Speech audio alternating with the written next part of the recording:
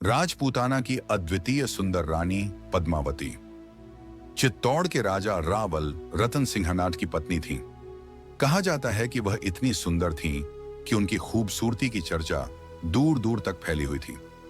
जब दिल्ली के सुल्तान अलाउद्दीन खिलजियन को उनकी सुंदरता के बारे में पता चला तो उसने चित्तौड़ पर आक्रमण करने का निश्चय किया। अलाउद्दीन खिलजी एक क्रूर और महत्वाकांक्षी शासक था जो अपनी शक्ति बढ़ाने के लिए किसी भी हद तक जा सकता था। कहानी के अनुसार अलाउद्दीन खिलजी ने राजा रतन सिंह को यह संदेश भिजवाया कि वह सिर्फ रानी पद्मावती की एक झलक देखना चाहता है, लेकिन राजपूत मर्यादा और सम्मान को ध्यान में रखते हुए रानी ने स्वयं को आईने में दिखाने की अनुमति दी।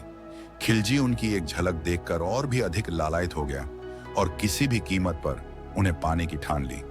इसके बाद खिलजी ने छल पूर्वक रतन सिंह को बंदी बना लिया और शर्त रखी कि अगर रानी पद्मावती उसे सौंप दी जाए तो वह राजा को मुक्त कर देगा। लेकिन राजपूतों ने एक योजना बनाई और रतन सिंह को मुक्त करा लिया। इससे क्रोधित होकर अलाउद्दीन खिलजी ने विशाल सेना के साथ चित्तौड़गढ़ पर आक्रमण कर दिया।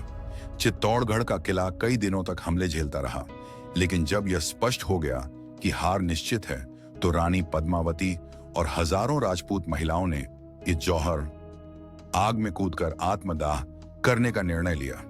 उधर राजा रत्न सिंह और राजपूत योद्धाओं ने वीरगति प्राप्त की, लेकिन अपने आत्मसम्मान और स्वाभिमान को बनाए रखा। इतिहासकारों में इस कथा को लेकर मतभेद हैं। कुछ का मानना है कि यह सिर्फ एक कवि की कल्पना थी, जबकि कुछ इसे सत्य मानते हैं। हालांकि यह कहानी उन राजपूती आन बाण और शान मान का प्रतीक बन गई और सदियों से भारतीय संस्कृति का एक महत्वपूर्ण हिस्सा बनी हुई है। पद्मावती और अलाउद्दीन खिलजी की यह कहानी प्रेम, सम्मान, वीरता और बलिदान की मिसाल मानी जाती है।